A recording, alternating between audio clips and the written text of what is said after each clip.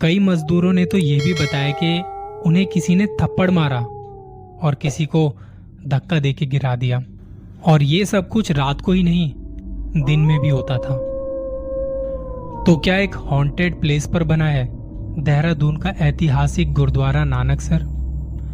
उत्तराखंड के देहरादून जनपद के रायपुर क्षेत्र में स्थित गुरुद्वारा नानकसर एक विशाल और खूबसूरत सिख समुदाय का धार्मिक स्थल है, जो सन 1973 में संत बाबा गुरुदेव सिंह जी द्वारा निर्मित करवाया गया था।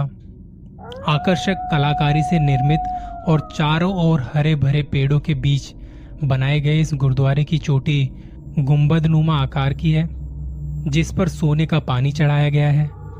पुराने और जानकार श्रद्धालुओं का मानना है कि कई वर्षों पहले इस जगह पर एक आदमी ने महल बनवाया था और किसी कारणवश उसकी मौत हो गई थी, जिसके बाद से उसकी आत्मा यहां वहां भटक रही थी। लेकिन अब सवाल आता है कि ऐसा क्यों, और आज के समय पर कैसा है यहाँ का हालचाल?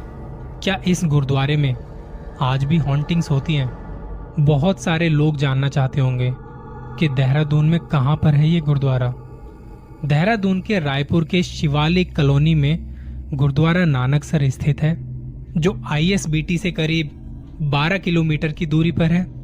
अगर आप ISBT होते हुए जाना चाहते हैं तो 33 मिनट के सफर के बाद आप गुरुद्वारा नानकसर के दर्शन कर सकते हैं। इसके अलावा जॉली ग्रांट एयरपोर्ट से करीब 26 किलोमीटर की दूरी पर है। तो अब अगर कहानियों को थोड़ा गहराई से समझा जाए, यहाँ के लोकल लोगों की बात सुनी जाए, उनका कहना है कि यहाँ कुछ कहानियां तो हैं, अगर हम सच कहें तो। जब लोगों से ज्यादा जानने की कोशिश की गई कि किस तरह की कहानियां हैं और क्या क्या हॉन्टिंग्स होती हैं यहाँ पर, तो उन्होंने बताया कि जिस आदमी का महल था यहाँ पर, अब मैंने यहाँ पर उन्हें रोकते हुए कहा कि वो आदमी कौन था। सबसे पहला सवाल था मेरा कि वो आदमी कौन था। तो लोगों के पास इसकी कोई पुख्ता तौर पर कोई भी जानकारी नहीं थी।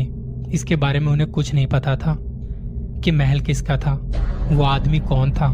फिर उन्होंने बातचीत का सिलसिला आगे बढ़ाते हुए बताया कि जब 1973 में इस गुरुद्वारे का निर्माण करवाया जा रहा था, तब यहाँ जो मजदूर आए थे काम करने, उनके साथ कुछ अजीब घटनाएं होने लगी। कई बार उन्हें काम करते हुए देर रात हो जाया करती थी, तो उनके रहने के लिए यहीं आसपास टेंट लगा के दे दिए गए थे। वो ज्यादातर वहीं सो जाया करते थे, सुबह होते ही काम पर निकल जाया करते थे। तब कई बार रात को उनके साथ ऐसा होता था जैसे कोई उनका नाम पुकार रहा है, उन्हें इस जगह के अंदर बुला रहा हो। वो मजदूर बताते हैं कि उन्हें लगता था कोई आदमी उन्हें यहाँ से जाने के लिए कह रहा हो, मना कर रहा हो कि यहाँ किसी भी इमारत का निर्माण नहीं करना है। कई मजदूरों ने तो ये भी बताया कि उन्हें किसी ने थप्पड़ मारा और किसी को धक्का देके गिरा दिया, और ये सब कुछ रात को ही नहीं दिन में भी होता था। ऐसी घटनाएं दिन के समय में भी सामने आ रही थी। इस बात से मजदूर बहुत ज्यादा डरे हुए थे। कुछ ने काम करने से मना कर दिया, वापस चले गए। तब इस गुरुद्वारे का काम बीच में ही रुक गया। जब ये बात वहां की लोकल गवर्नमेंट को पता चली, तो उन्होंने एक टीम बनाई कि भाई जाओ वहां की जांच पड़ताल करो, ऐसा क्यों हो रहा है। तब 4 सरकारी कर्मचारी जो किसी बड़े पद पे थे, उन्होंने यहाँ आके देखा और तहकीकात की। उनके पास समय था 3 दिन का। उन्होंने 3 दिन तक यहाँ देखा और इस जगह को समझा। चारों ने अपनी रिपोर्ट बनाई, जिसमें बताया गया कि वहां कुछ अजीब और नेगेटिव फील होता है, घुटन सी महसूस होती है। जब इन चारों अफसरों की रिपोर्ट वहां की लोकल गवर्नमेंट को सौंपी गई, तब एक और इन्वेस्टिगेशन टीम को यहाँ पे बुलाया गया, और जिस दिन वो आए, उन्होंने अपनी मशीनें वगैरह लगाई ये देखने के लिए कि यहाँ पे चल क्या रहा है। तो उनकी अच्छी खासी मशीनें जो इस वक्त तक ठीक थी, उन्होंने पहले से चेक कर लिया था, वो अचानक से बंद हो गई, और एक में तो बिजली के करंट का धमाका भी हो गया, जिसकी वजह से उस टीम के किसी एक आदमी को चोट भी आई। उन्होंने फौरन अपनी रिपोर्ट बनाई और यहाँ से निकल गए। जब वो जाने लगे तो एक और आदमी जो उसी टीम का था, वो कहीं खो गया किसी को पता नहीं वो कहाँ चला गया था। सबने उसे ढूंढने की बहुत कोशिश की, लेकिन वो नहीं मिला।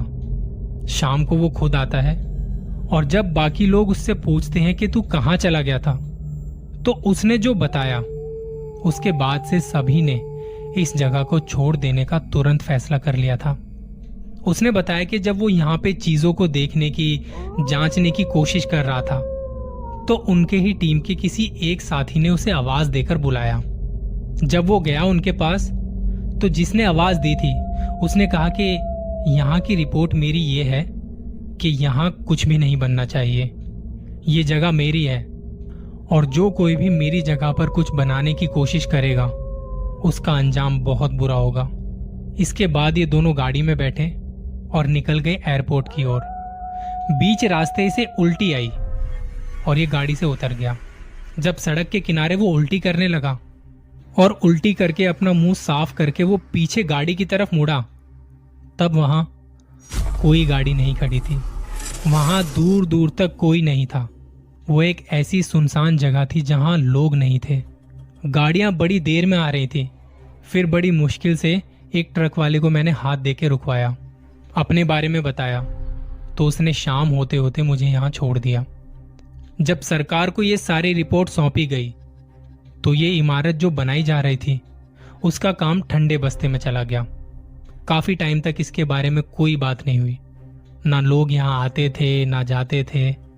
फिर एक दिन यहाँ पर आए संत बाबा ईश्वर सिंह जी। उन्होंने इस जगह को देखा और उनके मन में आया कि गुरुद्वारे का काम पूरा होते होते रुक सा गया है, जो कि अच्छी बात नहीं है। उन्होंने कुछ स्थानीय लोगों से बात की, लोगों से मदद मांगनी चाहिए, जिसके लिए लोग तैयार हुए।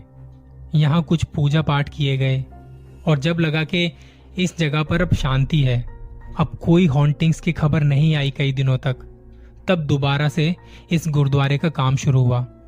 बताया जाता है कि संत बाबा ईश्वर सिंह ने उसकी आत्मा को मुक्ति दिलाई थी, जिसके बाद उसी भूमि पर यह गुरुद्वारा बनाया गया था। इस गुरुद्वारे की खास बात यह है कि इसमें किसी से कभी कोई दान नहीं लिया जाता। कई सारी सेवाएं यहाँ पे निःशुल्क दी जाती हैं।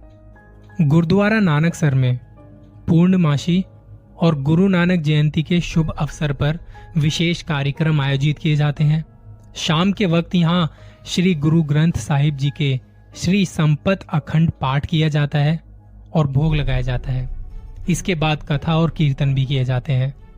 आज के समय में इस जगह पर कोई हॉन्टिंग्स नहीं होती। यहाँ लोग आते हैं, दर्शन करते हैं और अब इस धरती पर उन्हें बड़ा सुकून सा मिलता है। आप भी कभी देहरादून में इस गुरुद्वारे पर जाना चाहें तो जरूर जाइएगा। बहुत कम लोग जानते हैं इस गुरुद्वारा नानकसर के बारे में। ये भी इस देवभूमि का एक छोटा सा हिस्सा है। आपको जब भी मौका मिले यहाँ जाइएगा जरूर और अपना ख्याल रखिएगा।